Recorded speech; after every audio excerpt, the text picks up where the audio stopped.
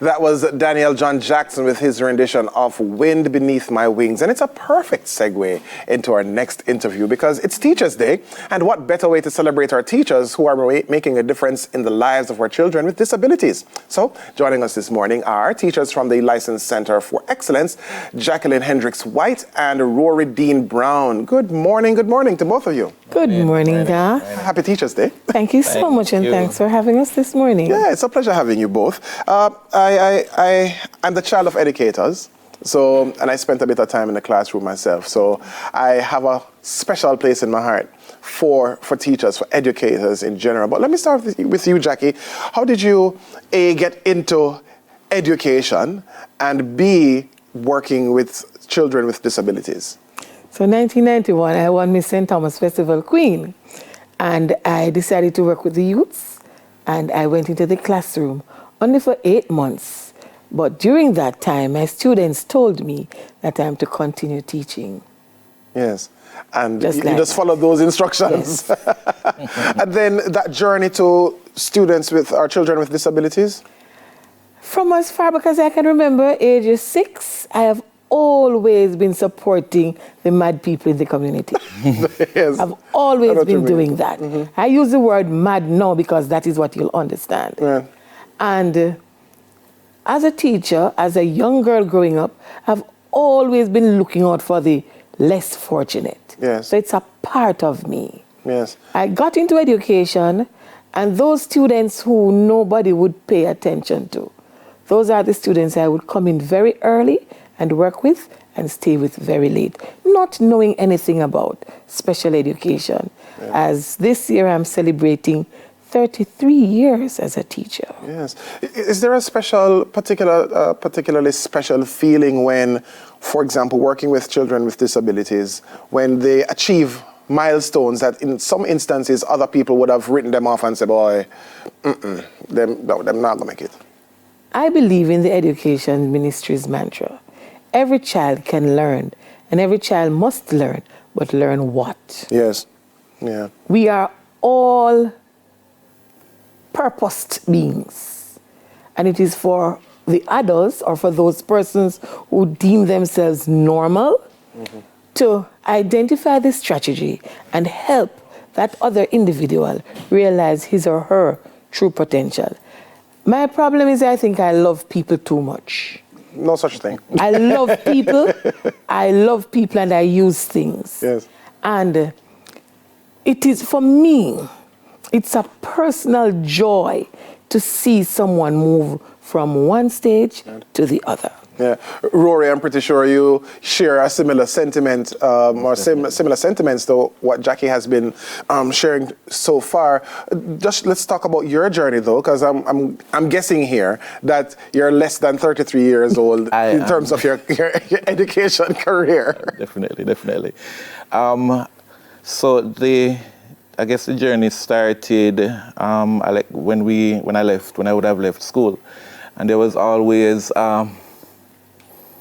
just wanting to guide persons through the process of whatever area. So my area is music. Mm-hmm. And so I guess in responding to what you asked Mrs. White, that process of knowing that when I got them, they were not able to do anything on the keyboard, anything on the drum, and to see that they are now able to even compete with other students at the JCDC level, that's a big accomplishment. Yeah. How does music help children with special needs to develop themselves and to feel more included in their community, in their families, and so on? Well, I think that music helps them to be able to concentrate even in other areas. And with special needs kids, I think as long as they have a love for any particular area and put focus on that particular area, then them being able to advance in that area is a big accomplishment for them, and that helps them to feel, accomplished. Yeah, what's the biggest challenge that you found in music education with children with focus? Focus. Yes, getting them to focus. And how do you overcome that? With the music, because they love it, and so I guess it's consistency with the music and allowing them to be hands-on with the music. That's basically how I approach it. Yeah. When you take a look, Mrs. White, at our education system and how it caters to children with special needs, I'm sure you will identify some gaps. But what immediately jumps out at you, and a possible solution? We need to be funded. We need resources. We, as teachers, we're very passionate about what we do. But the drawback is not having the resources you need with which to provide for these children. And I'll get into Licensed Center of Excellence, of which I have been blessed to manage for about 7 years. You have to make friends. You have to go out there and you have to preach. We do video clippings. For example, our school is not yet gazetted. So if you go and search, you won't find anything on us. So I have to walk with my videos to say, yes, this is a school that caters to students who are intellectually challenged. With love. You must love them. They must trust you. Then you can help them to step out. So, successes. I want to share some of the success stories.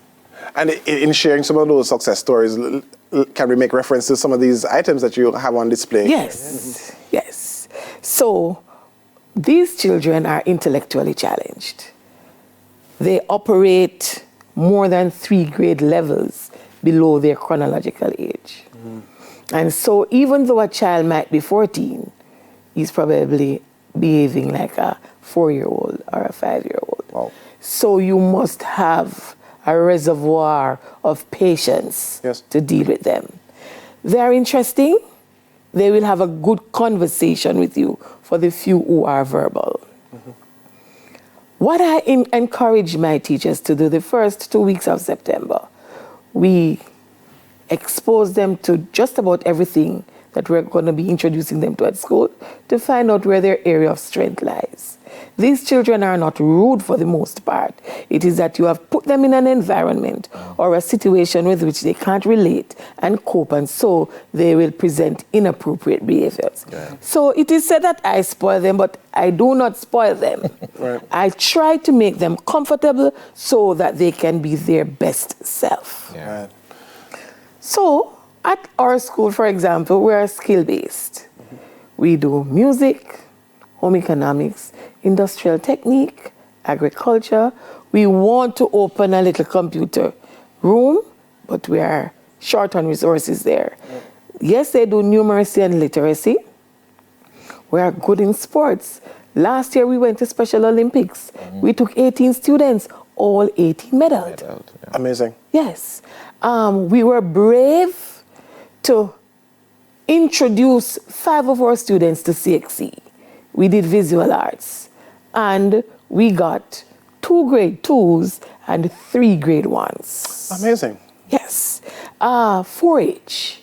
We enter 4-H competitions. Right now, we're heading to Denby come Friday because our student... Oh, for the Skills Expo. Yes. After our student, 1 is category at the primary, at the parish level. Then he went to the regional and he won. So he went off to national. So we are excited going into Denby on Friday. Amazing. Rory, let's talk about what we have on display here as well. Is there any particular item that you want to single out and say a quick word on in terms of a story? You know, who created it, where that child was coming from, or honestly, I think better able. Yes. Why to be better so able to. Here you have a display of visual arts. You see that lovely shaped breadfruit over there? Yes. Papier-mâché. And the cushions made by the students, all of the work here. Wines done by the students. And I think that is chutney. So you have the papier-mâché, that's a dove. And the bags. In the pandemic, we started making bags. And so the children continue. It's a slow process. But afterwards, I remember we have a student there who was not able to afford the uniform. And we purchased the fabric for her, and she sewed her uniform. Amazing. Yes. And so whatever opportunities come, we expose them. We take them out. They've had the opportunity to go into the helicopter. Yes, we believe our children, if placed in the right environment, and of course, you give them the love they need, they will excel. Amazing. You're appropriately named the Licensed Center of Excellence. It is. And both of you are exemplars of excellence. Thank you so much for being with us this morning. Thank you so much. And I want to say to my wonderful staff at Licensed Center of Excellence, good morning and happy Teachers' Day. And I know we're going to have a fabulous day today. Amazing. And I look forward to seeing you guys in Denby on Friday. Yes. Teachers from the Licensed Center of Excellence, Jacqueline Hendricks White and Rory Dean Brown. Coming up next, we have a fun stop. So you don't want to miss that. Stay with us on Smile.